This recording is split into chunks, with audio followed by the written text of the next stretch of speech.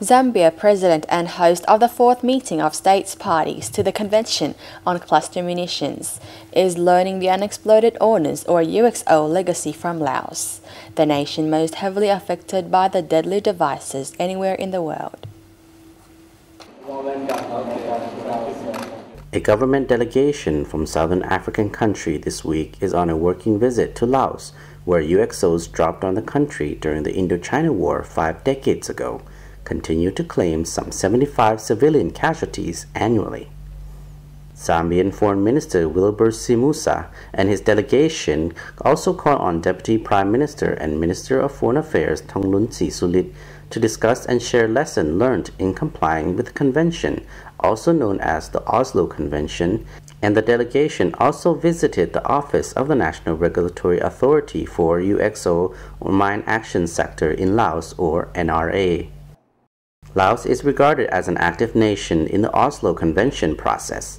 Laos was the second after Norway to sign the convention in Oslo, Norway in 2008. Laos was the fifth to ratify the document, which came into force on August 1, 2010. The convention bans the use, stockpiling, production, and transfer of these weapons.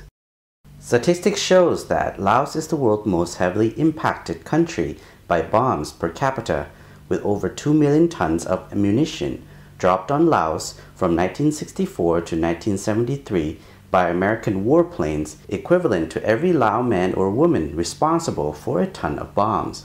With around 270 million cluster munitions dropped, about 80 million failed to explode, which continue to maim and kill civilians. In Laos, more than 50,000 people were killed or injured by UXOs from 1964 to 2007. After the war ended in 1973, some 87,231 square kilometers across 14 provinces were left contaminated with UXOs.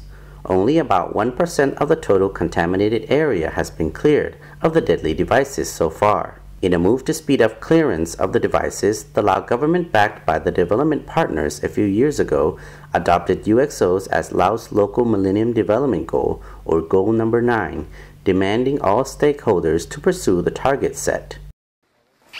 In the 1960s and 70s. However, Lao officials have admitted that Laos would be able to free the country from UXO within 10 years, as stipulated by the Oslo Convention. Given the contaminated area is huge, with only about 1% cleared since clearance operation began in 1996, while the budget of the fund clearance operation is still limited. Fire. The first meeting of the state parties of the Oslo Convention was held in Laos in 2010. The second was hosted by Lebanon in 2011. The third took place in Oslo, Norway in 2012, and Zambia hosted the fourth meeting last year.